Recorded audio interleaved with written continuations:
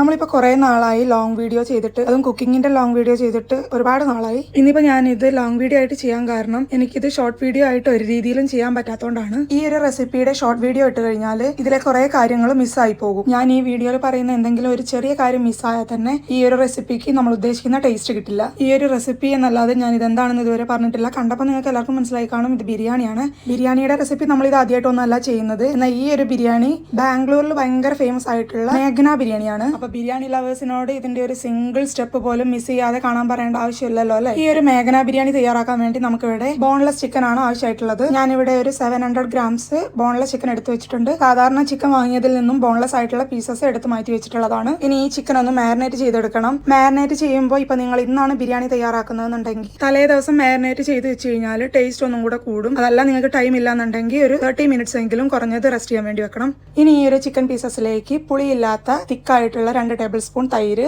1 teaspoon ജീരകം പൊടി, 1/2 teaspoon കുരുമുളക് പൊടി, 1 ടേബിൾ സ്പൂൺ കാശ്മീരി മുളക് പൊടിയാണ് ഞാനിവിടെ എടുത്തിട്ടുള്ളത്. നിങ്ങൾക്ക് എരിവ് പ്രശ്നമല്ലാന്നുണ്ടെങ്കിൽ സാധാരണ മുളക് പൊടി ചേർത്ത് കൊടുത്താലും മതി. 1 ടീസ്പൂൺ ജിഞ്ചർ ഗാർലിക് പേസ്റ്റ്, ആവശ്യത്തിനുള്ള ഉപ്പ്, 2 ടേബിൾ സ്പൂൺ കോൺഫ്ലോറും കൂടെ ചേർത്തിട്ട് ഇത് നന്നായിട്ടൊന്ന് മിക്സ് ചെയ്തെടുക്കാം. മിക്സ് ചെയ്ത ശേഷം ഉപ്പോ എരിവോ എന്തെങ്കിലും ആവശ്യമാണെങ്കിൽ ചേർത്ത് കൊടുക്കാവുന്നതാണ്. ഞാനിവിടെ ചിക്കനിൽ തലേദിവസം തന്നെ മാരിനേറ്റ് ചെയ്തിട്ട് പിറ്റേ ദിവസമാണ് ബിരിയാണി ഉണ്ടാക്കിയിട്ടുള്ളത്. നമ്മൾ ഈ ഒരു ചിക്കൻ ഡീപ് ഫ്രൈ അല്ല, ഷാലോ ഫ്രൈ ആണ് ചെയ്തെടുക്കുന്നത്. അതിനുവേണ്ടി ഒരു ഫ്രൈങ് പാനിലേക്ക് കുറച്ച് സൺഫ്ലവർ ഓയിൽ ചേർത്ത് കൊടുത്തിട്ടുണ്ട്. എന്നിട്ട് ചിക്കൻ പീസസ് ഓരോന്നായിട്ട് കൊടുത്തിട്ട് ഒന്ന് ഫ്രൈ ചെയ്തെടുക്കാം. ഫ്രൈ ചെയ്തെടുക്കുമ്പോൾ പ്രത്യേകം ശ്രദ്ധിക്കേണ്ട ഒരു കാര്യം, ഇതിന്റെ പുറമേ ഭാഗം വല്ലാതെ ക്രിസ്പി ആകാൻ പാടില്ല. നമ്മളിവിടെ ബോൺലെസ് പീസസ് ആണ് എടുത്തിട്ടുള്ളത്. അതുകൊണ്ട് തന്നെ ചിക്കൻ പീസസ് പെട്ടെന്ന് തന്നെ ഫ്രൈ ആയി കിട്ടും. ഒരു ഭാഗം ഒരു 3-4 മിനിറ്റ് ഒന്ന് ഫ്രൈ ചെയ്തെടുത്ത ശേഷം തിരിച്ചിട്ട് കൊടുത്തിട്ട് മറ്റേ ഭാഗം ഇതുപോലെ തന്നെ ഒരു 3-4 മിനിറ്റ് ഫ്രൈ ചെയ്തെടുത്താൽ മതിയാവും. നമുക്ക് ഇതിന്റെ ഉള്ളിലും പുറമേയും ഒക്കെ നല്ല സോഫ്റ്റ് ആയിട്ടാണ് കിട്ടേണ്ടത്. ഇപ്പൊ നമ്മൾ എല്ലാ ചിക്കനും ഇതുപോലെ ഫ്രൈ ചെയ്തെടുത്തിട്ടുണ്ട്. അതിനുശേഷം ഇതേ ഓയിലിൽ നിന്നും പകുതി എടുത്ത് മാറ്റിയ ശേഷം ബാക്കിയുള്ള ഓയിലിലേക്ക് 2 പച്ചമുളക് കട്ട് ചെയ്തത്, കുറച്ച് കറിവേപ്പില, 3 ചെറിയ സവാള സ്ലൈസ് ചെയ്തത്, ആവശ്യത്തിനുള്ള ഉപ്പും കൂടെ ചേർത്തിട്ട് ഇതൊരു ഗോൾഡൻ ബ്രൗൺ കളർ ആകുന്നത് വരെ ഒന്ന് സോട്ട് ചെയ്തെടുക്കാം. ഇതൊരു ഗോൾഡൻ ബ്രൗൺ കളർ ആയി കഴിയുമ്പോൾ ഇതിലേക്ക് 1 ടേബിൾ സ്പൂൺ ജിഞ്ചർ ഗാർലിക് പേസ്റ്റും കൂടെ ചേർത്തിട്ട് അതിന്റെ പച്ചച്ചോവ മാറുന്നത് വരെ ഒന്ന് സോട്ട് ചെയ്ത് കൊടുക്കാം. ഇതിന്റെ പച്ചച്ചോവ മാറി കഴിയുമ്പോൾ ഇതിലേക്ക് 1/2 ടീസ്പൂൺ മഞ്ഞൾപ്പൊടി,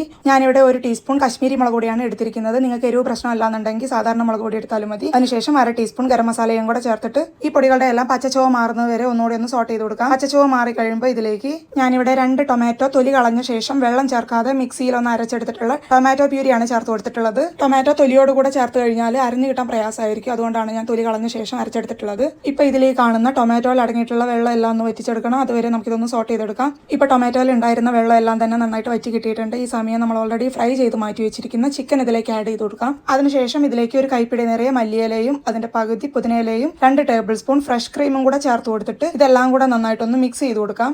എല്ലാം കൂടെ നന്നായിട്ടൊന്ന് മിക്സ് ചെയ്ത ശേഷം അധികം വെക്കേണ്ട ആവശ്യമില്ല. ഒന്ന് തിളച്ച് കഴിഞ്ഞാൽ നമുക്കിത് ഓഫ് ചെയ്ത് കൊടുക്കാം. ഇപ്പൊ നമ്മുടെ ബിരിയാണിയിലേക്കുള്ള മസാല റെഡി ആയിട്ടുണ്ട്. നമ്മുടെ നോർമൽ ബിരിയാണിയിൽ ഉണ്ടാകുന്ന മസാല പോലെ അല്ല ഈ ഒരു മസാല. ഇതിനൊരു പ്രത്യേക ടേസ്റ്റ് ആണ്. ഈ ഒരു ബിരിയാണിയുടെ സ്പെഷ്യാലിറ്റി തന്നെ ഈ ഒരു മസാലയാണെന്നാണ് എനിക്ക് തോന്നുന്നത്. അടുത്തതായി ഈ ബിരിയാണിയിലേക്കുള്ള റൈസ് തയ്യാറാക്കാനായിട്ട് ഒരു ഫ്രൈങ് പാനിലേക്ക് 1 ടേബിൾ സ്പൂൺ നെയ്യും നേരത്തെ ബാലൻസ് മാറ്റി വെച്ചിരുന്ന സൺഫ്ലവർ ഓയിലിൽ നിന്നും 3 ടേബിൾ സ്പൂൺ സൺഫ്ലവർ ഓയിലും ചേർത്ത് കൊടുത്ത ശേഷം 2 ടേബിൾ സ്പൂൺ സവാള സ്ലൈസ് ചെയ്തതും കൂടെ ചേർത്ത് കൊടുത്തിട്ട് ഇതൊരു ഗോൾഡൻ ബ്രൗൺ കളർ ആകുന്നവരെ ഒന്ന് ഫ്രൈ ചെയ്തെടുക്കാം. സവാള ഒരു ഗോൾഡൻ കളർ ആയി കഴിയുമ്പോൾ 3 പീസ് കറുവപ്പട്ട, ഒരു കറുത്ത ഏലക്കായ, 4 പച്ച ഏലക്കായ, 5 ഗ്രാമ്പു, 1 തക്കോലം, 1 ടീസ്പൂൺ ഷാജീരയും കൂടെ ചേർത്തിട്ട് ഇതൊന്ന് സോട്ട് ചെയ്ത ശേഷം ഇതിലേക്ക് 1/2 ടീസ്പൂൺ ജിഞ്ചർ ഗാർലിക് പേസ്റ്റും 1 പച്ചമുളക് കട്ട് ചെയ്തും കൂടെ ചേർത്തൊന്ന് സോട്ട് ചെയ്ത് കൊടുത്ത ശേഷം ഇതിലേക്ക് ഒരു ചെറിയ ടൊമാറ്റോ സ്ലൈസ് ചെയ്തും കൂടെ ചേർത്ത് കൊടുക്കുന്നുണ്ട്. ടൊമാറ്റോ കൂടുതലായി ചേർക്കേണ്ട ആവശ്യമില്ല. ഇനി ഈ ഒരു ടൊമാറ്റോ നല്ല സോഫ്റ്റ് ആവുന്നവരെ ഒന്ന് കുക്ക് ചെയ്തെടുക്കാം. ഈ ടൈമിൽ ഞാനിവിടെ റൈസ് ഒന്ന് കുക്ക് ചെയ്തെടുക്കാനായിട്ട് ഒരു കുക്കറിലേക്ക് കുറച്ച് വെള്ളം തിളയ്ക്കാനായിട്ട് വെച്ചിട്ടുണ്ട്. വെള്ളത്തിന് അങ്ങനെ കണക്കൊന്നുമില്ല, കാരണം നമ്മൾ ഈ ഒരു വെള്ളം ഡ്രെയിൻ ചെയ്ത് മാറ്റും. വെള്ളം ഒന്ന് ചൂടായി വരുമ്പോൾ ഇതിലേക്ക് ഇതിനാവശ്യമായിട്ടുള്ള ഉപ്പ് ചേർത്ത് കൊടുക്കുന്നുണ്ട്. എന്നിട്ട് ഇതിലേക്ക് നമ്മൾ ഓൾറെഡി വാഷ് ചെയ്ത ശേഷം 10 മിനിറ്റ് കുതിർത്ത് വെച്ചിരിക്കുന്ന ബസ്മതി റൈസ് ആണ് ചേർത്ത് കൊടുക്കുന്നത്.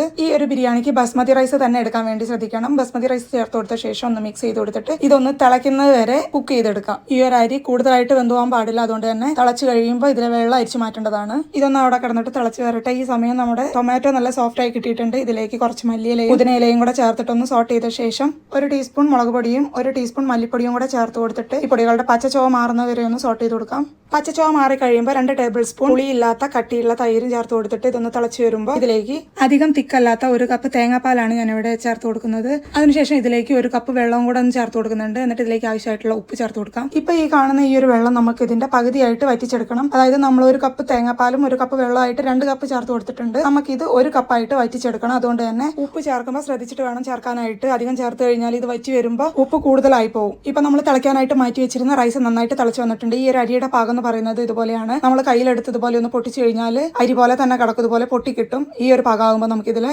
വെള്ളം ഒന്ന് അരിച്ച് മാറ്റി കളയാം. ഇപ്പം നമ്മളിവിടെ റൈസ് അരിച്ച് മാറ്റി വെച്ചിട്ടുണ്ട്.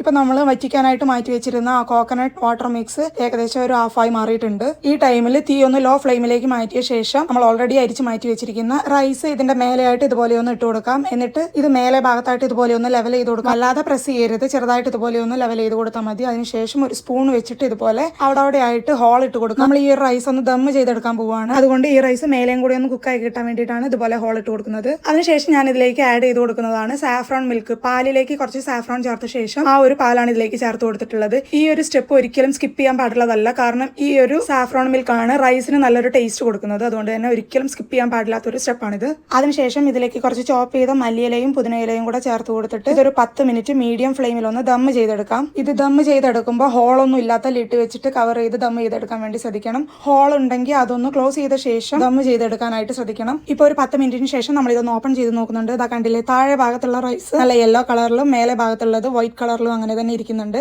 എന്നിട്ട് ഇത് ഇതുപോലെ സ്ലോ ആയിട്ടൊന്ന് മിക്സ് ചെയ്ത് കൊടുക്കാം. വല്ലാതെ മിക്സ് ചെയ്യേണ്ട ആവശ്യമില്ല. ഇപ്പൊ നമ്മുടെ ടേസ്റ്റി ബാംഗ്ലൂർ ഫേമസ് മേഘന ബിരിയാണി ഇവിടെ റെഡി ആയിട്ടുണ്ട്. ഈ ഒരു ബിരിയാണി തയ്യാറാക്കുന്നത് കുറച്ചൊരു ടൈം കൺസ്യൂമിംഗ് ആണെങ്കിലും ഇതിന്റെ ഒരു ടേസ്റ്റ് അറിഞ്ഞു കഴിയുമ്പോൾ ആ ഒരു ടൈം നമുക്ക് വർത്ത് ആണെന്ന് മനസ്സിലാവും. എന്റെ ഫേവറേറ്റ്സുകളുടെ ലിസ്റ്റിൽ ഇപ്പൊ ഈ ഒരു ബിരിയാണിയും കൂടെ ആഡ് ആയിട്ടുണ്ട്. അപ്പൊ എല്ലാവരും ഈ ഒരു മേഘന ബിരിയാണി ട്രൈ ചെയ്യാൻ മറക്കരുത്. നിങ്ങളുടെ ടൈം വെറുതെ ആവില്ല, ഞാൻ ഗ്യാരണ്ടി. ചാനൽ സബ്സ്ക്രൈബ് ചെയ്യാത്തവർ സബ്സ്ക്രൈബ് ചെയ്യാൻ മറക്കരുത്. അപ്പൊ അത്രയുള്ള ഇന്നത്തെ വീഡിയോ. Happy lunch, by.